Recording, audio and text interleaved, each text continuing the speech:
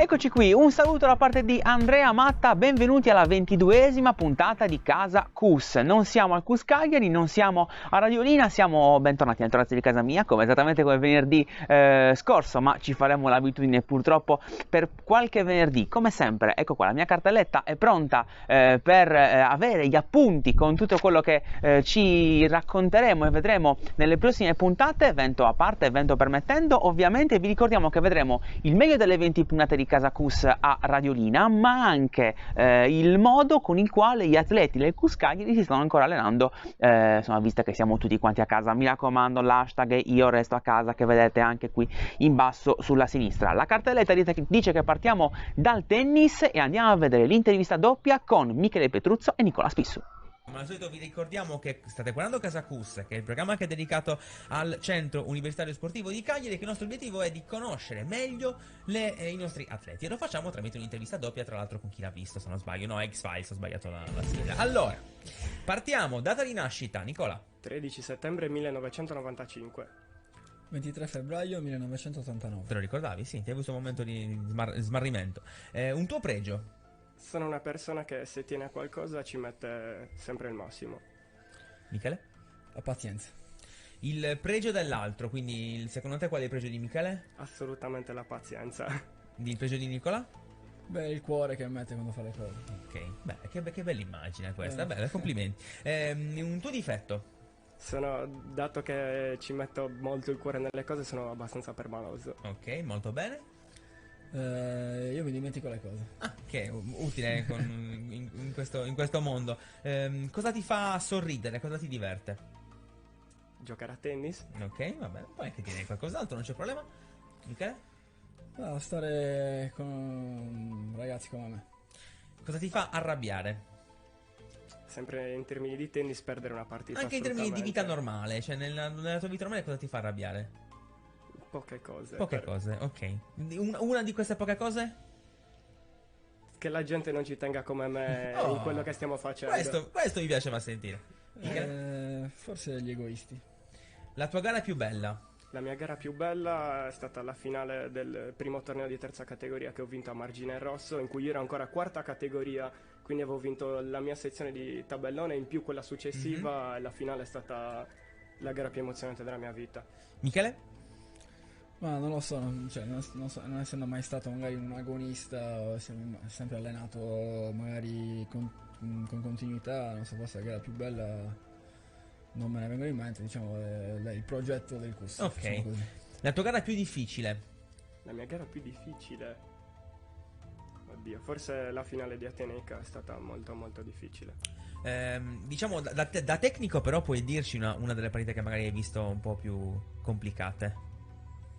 Ma mie? Sì. O dei ragazzi? Sì, tu vuoi essere giocate oppure dei ragazzi, se non ti ricordi le tue?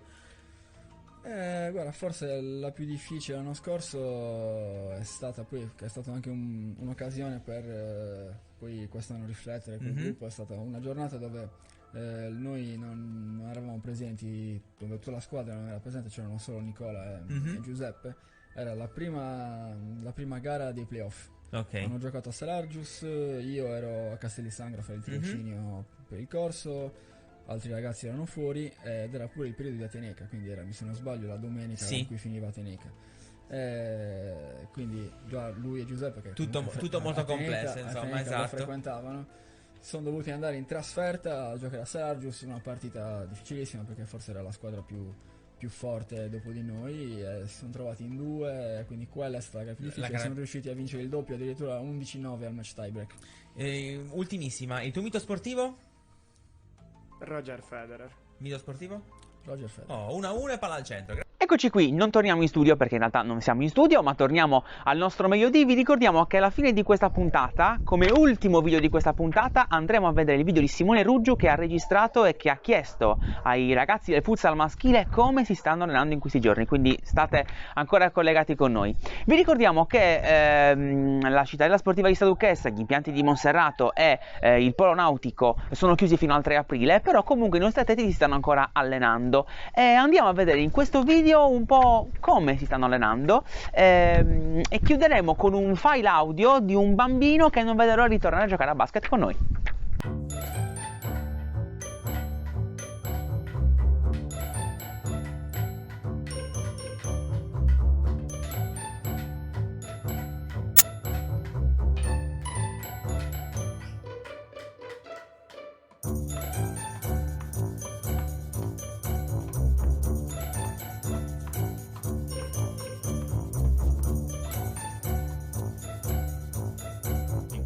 quando le vuole,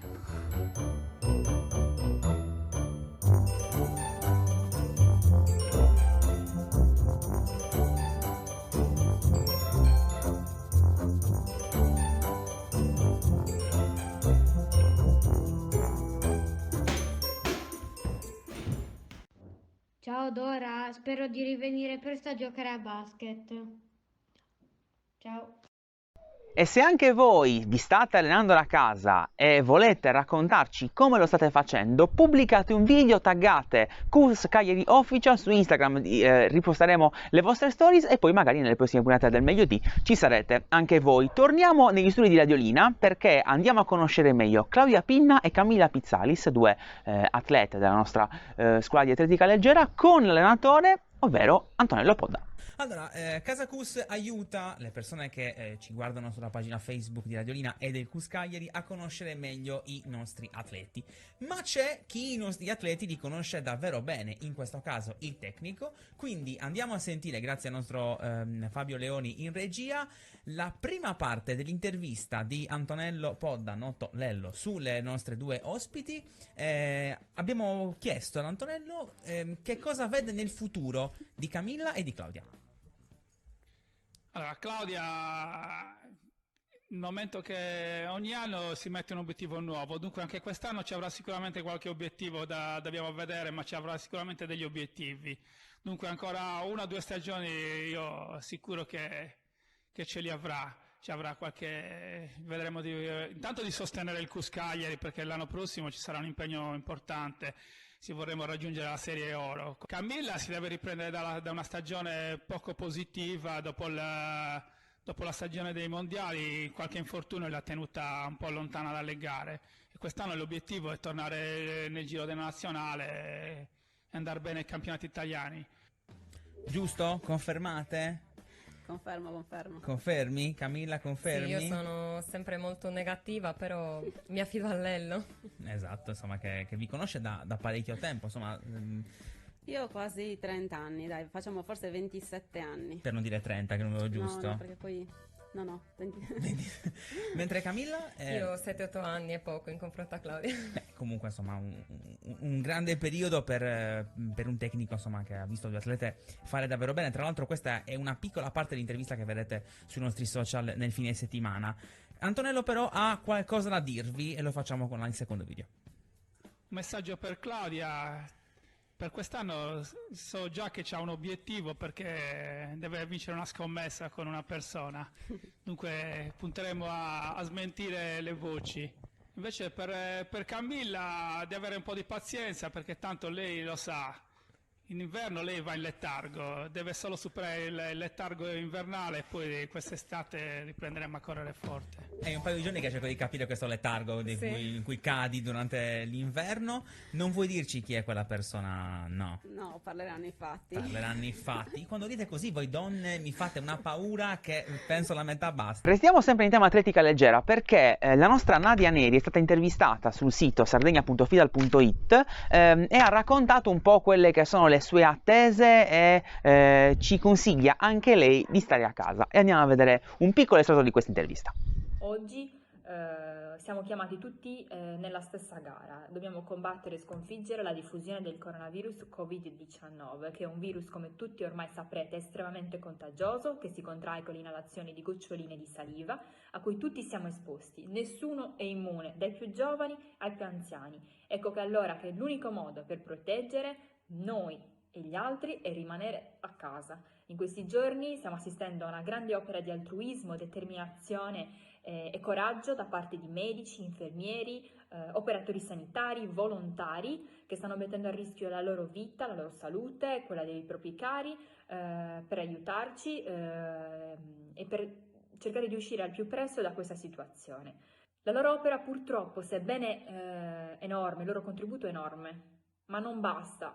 Purtroppo non basta, perché gli operatori sanitari sono pochi, i medici, come i medici e gli infermieri, molti si stanno ammalando, i posti in terapia intensiva stanno finendo e quindi allora siamo chiamati noi a fare il nostro e l'unico modo per cui noi possiamo aiutare è stare a casa. La legge parla chiaro, si può uscire di casa per motivi di salute, per necessità, per lavoro. Al di fuori di questi motivi è meglio rimanere a casa. Io personalmente sono comunque a casa da lunedì perché ritengo che in questo momento la corsa non sia una prima necessità. Dobbiamo cercare di dare buon esempio a tutti, anche a quelli che non rispettano e che approfittano di questo permesso per poter uscire a prendere una boccata d'aria. D'altronde non siamo sicuri di essere i soli a correre in città, correndo di voltare l'angolo e imbatterci in un'altra persona, per cui quanto più possibile è meglio rimanere a casa. Io, come voi, ho ancora tante ambizioni per questa stagione, di cui non sappiamo nulla, non sapremo quando inizieranno le gare, però l'unico modo per poter realizzare i nostri obiettivi e le nostre ambizioni è uscire al più presto da questa situazione. Eccoci qui, siamo tornati, ve l'abbiamo promesso e andiamo a vedere ora il video realizzato da Simone Ruggiu con i ragazzi del futsal maschile, perché anche loro sono a casa e anche loro provano a giocare a futsal a casa. Vediamo un po'.